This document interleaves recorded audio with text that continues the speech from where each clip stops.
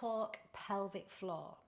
Because if you're in menopause or anywhere near menopause, post-menopause, before menopause, you've probably been told to do Kegels to help with those embarrassing leaks, right? Squeeze, lift, hold. Maybe you've tried them, maybe you've downloaded an app, maybe you've even bought a device to help, and maybe you're still leaking or feeling that like heavy, unsupported sensation that none of us like to talk about. So here's the real question. What if pelvic floor exercises aren't just about squeezing? What if what your body really needs is less pressure, not more? My name's Julianne Garrido. I am a menopause yoga specialist, and in today's video, I'm going to be revealing just how yoga can help your pelvic floor muscles and can be so much more effective than Kegels. Let's dive in. So let's talk about the squeeze we've all been told to do. So most of us are told to do Kegels, but what are Kegels? They're actually pelvic floor contractions, this squeezing and lifting the muscles that support the bladder, the womb and the bowel. And Kegels can really help in certain situations like after childbirth and certain surgeries, but they're not actually the universal fix that we've been led to believe, especially in menopause. And here's why. So a lot of women already hold tension in the pelvic floor, and that could be due to stress, trauma, poor postural habits. So adding more clenching can actually worsen the problem, not solve it. Also, Kegels isolate one part of the bigger system. They don't address how the pelvic floor works with the breath, the core and the nervous system.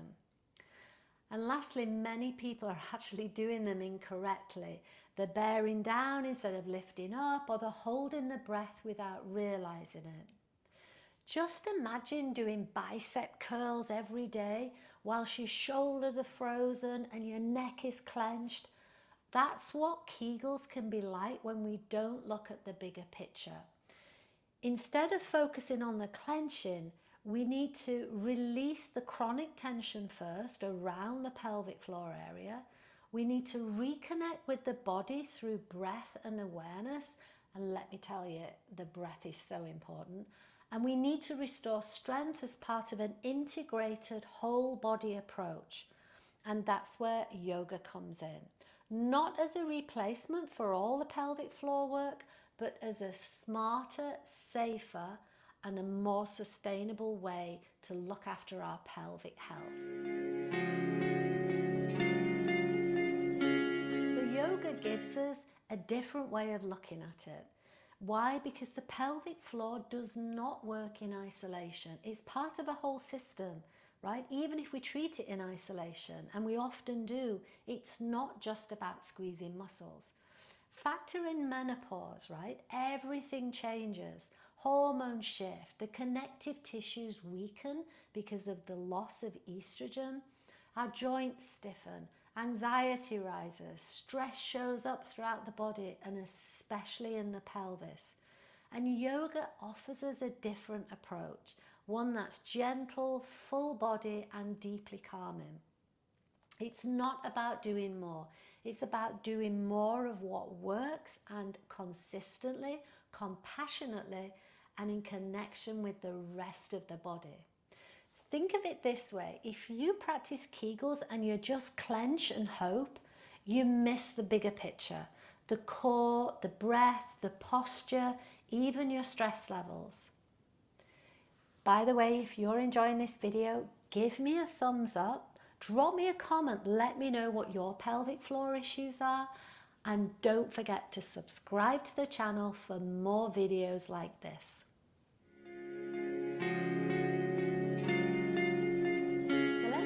Closer look at the benefits of yoga for the pelvic floor. Firstly, awareness is everything. So many of us are disconnected from our pelvic floor. It's either over clenched from years of stress or just simply forgotten. Yoga rebuilds that mind-body connection with slow, conscious movement. So practices like body scanning, pelvic tilts, and breath-led stretches help women feel what's really happening inside the body. So you can't support a part of yourself you can't feel, and yoga helps you to listen. And it doesn't just work on the pelvic floor, it's teaching you to feel it, trust it, and support it from every angle. Secondly, the breath and the diaphragm connection, right? This is so important. The breath and your pelvic floor are linked very intimately, and we just don't realize. When you inhale, the diaphragm moves down, and so does the pelvic floor. When you exhale, the diaphragm lifts, and guess what? The pelvic floor recoils and supports. And this rhythm is built into every breath, but most of us have lost touch with it. And yoga helps to bring it back, especially in those poses that slow you down and help you reconnect to deep belly breathing. So every deep breath becomes a gentle pelvic floor massage. No squeezing, clenching. And this alone can reduce pressure, support your organs, and ease those symptoms of urgency and tension. So let's look at the core strength, right? So core, not crunches. The pelvic floor is the foundation of your core. It works with the transverse abdominals, the diaphragm, and the deep back muscles. Many yoga poses activate this system without any force, through balance, engagement, alignment. And in yoga, we build something called deep core awareness, and that includes the pelvic floor, but also the transverse abdominals, your natural corset, if you like, the diaphragm, and the muscles of the spine.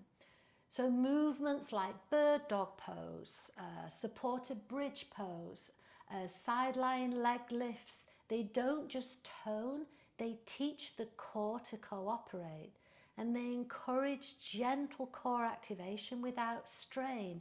And this supports the glutes and the pelvic floor synergy and encourages release and engagement together. And that's instead of isolating the pelvic floor. So yoga integrates it within the whole system, and it leads to functional strength and better alignment. And it's this coordinated approach is exactly what your pelvic floor needs. And then posture. Who would have thought, right? Posture matters.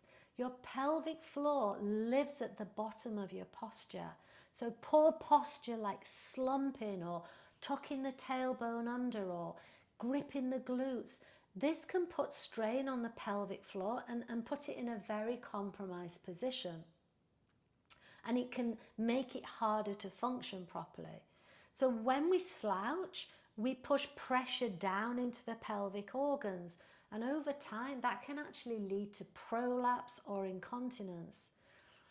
Yoga helps to realign the body through spinal mobility, core stability, and awareness of pelvic tilt and rib position.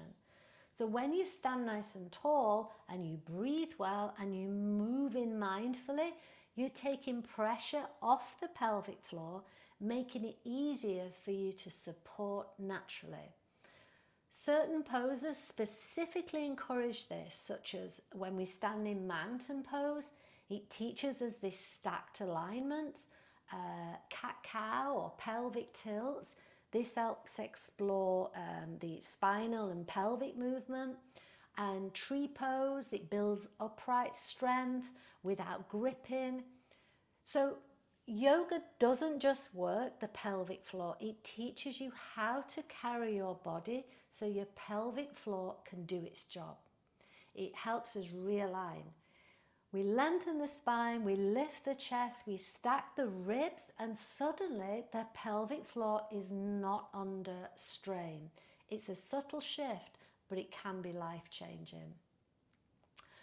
And then stress, right? Stress it's probably one of the most overlooked pieces of the whole jigsaw because it tightens the pelvic floor, the shoulders, the gut.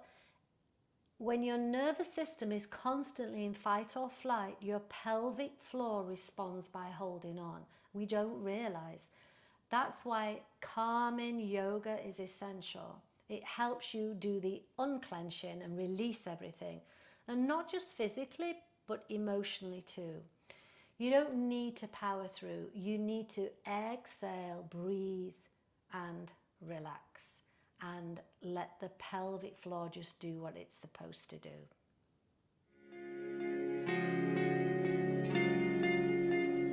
So, could yoga be the answer?